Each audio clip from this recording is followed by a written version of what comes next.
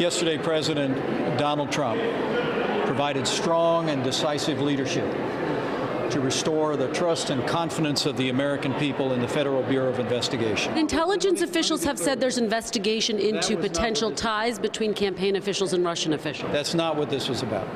That was Vice President Mike Pence back in May, suggesting the Russia investigation was not behind the firing of James Comey. Of course, the president himself openly contradicted that, saying the opposite. Now, the president's attorney confirmed reports that Special Counsel Robert Mueller has a draft letter describing Trump's reasons for the firing of the FBI director, which, unlike the final letter sent to Comey, included the Russia investigation in its rationale. Multiple outlets reported that the president's thoughts were put in writing after discussions with aides Jared Kushner and Stephen Miller in early May, little more than 48 hours after Comey testified before Congress. The New York Times reports Trump ordered Miller to draft a letter, and several people who saw the multi-page draft described it as a screed. Wow. Reports say the president read aloud from the letter to Vice President Pence, White House counsel Don McGahn, and others. Later, Deputy Attorney General Rod Rosenstein was reportedly given a copy of the original letter and agreed to write a separate memo for Trump about why Comey should be fired. That version focused on Comey's handling of the Hillary Clinton email investigation. Joining us now, New York Times reporter Michael Schmidt, staff writer at The Atlantic Julia Yaffe, and political correspondent at Business Insider Natasha Bertrand, who covers national security and foreign policy. Welcome to you all. Michael, let me start with you and your reporting in the New York Times. Mueller has this letter in his possession right now. What more do we know specifically about what the president said originally in the draft letter? Well, basically, the president was at Bedminster the weekend before he fired Comey. He was actually supposed to play golf with Greg Norman that Friday, but it got rained out. He started stewing about Comey and then starts basically writing a letter to Comey about why he's going to be firing him, why he's going to be getting rid of him. And Stephen Miller, his aide, is taking it all down and writing it down. And then the president comes back to Washington that Monday morning. He sits down with his staff in the Oval Office. He says, I'm going to fire Comey. He hands out the letter. He starts reading aloud from it. Pence is there.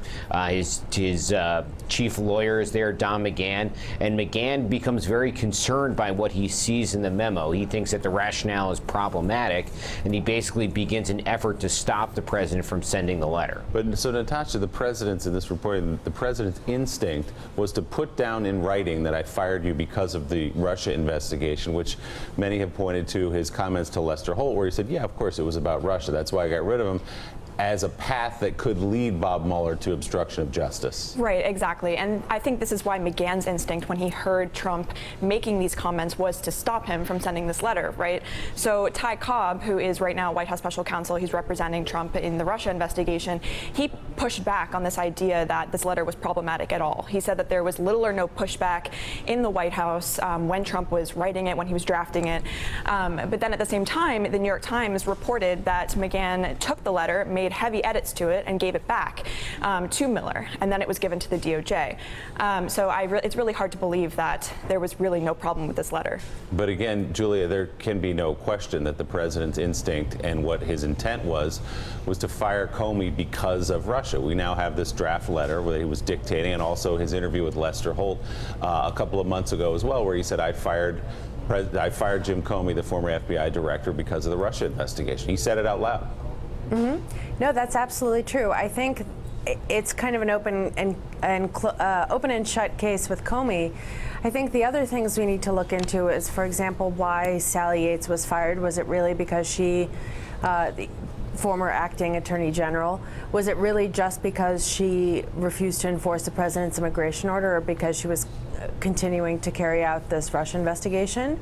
And then there was the firing of Preet Bharara, the attorney in New York, whom Trump asked to stay on, but who at the same time was looking into possible corrupt business dealings by people in Trump's orbit.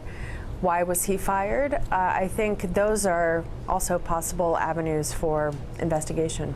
Harold. Michael Schmidt, quick question for you. We talked on this set about elements of obstruction of justice. You're reporting in the Mueller office. What have you learned, or what are you learning about how they are dissecting and coming to understand this draft letter, as well as the president's comments about why he fired Comey?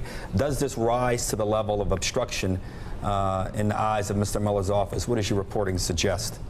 Just want to clarify one thing on what we have reported about this. The references to Russia that we know about in the letter are related to Comey's unwillingness to clear Trump, to say publicly that Trump is not under investigation. Some of that survives in the final version of the letter. Now, it's a several-page letter, and we don't know everything that's in it. And the White House is insisted that there's nothing as explicit as, like, look, I'm trying to end the Russia investigation or anything like that. But this gets sort of into the gray area of what Mueller's trying to understand, which is what was going through Trump's minds.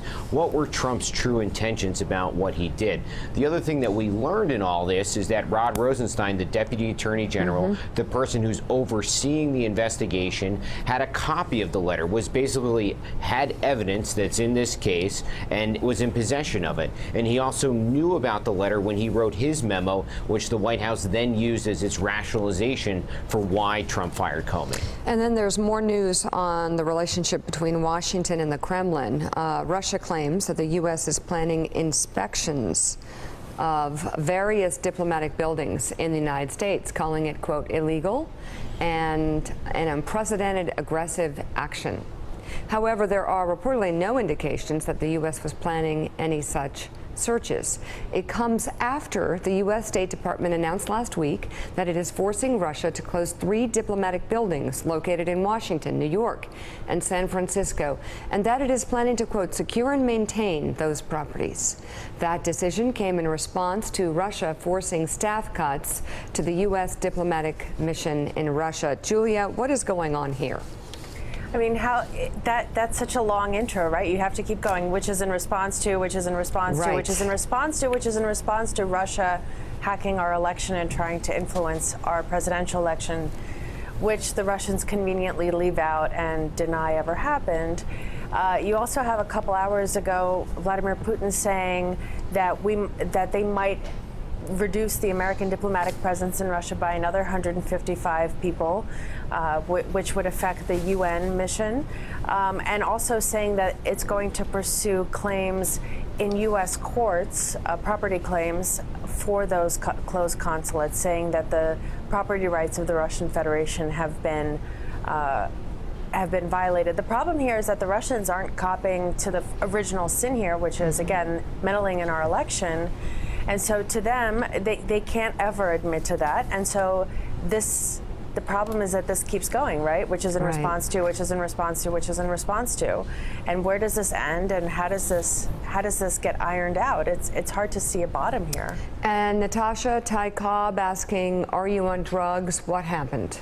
So I had written an article on Saturday afternoon explaining why White House counsel Don McGahn's, if he is called to testify before a federal grand jury, why that testimony could potentially be devastating for the president. Because if he were to tell this grand jury that the reason why he blocked Trump from sending this letter was because he felt that it could have been legally problematic for the president, then that could potentially be used by Mueller as evidence of corrupt intent, obstruction of justice.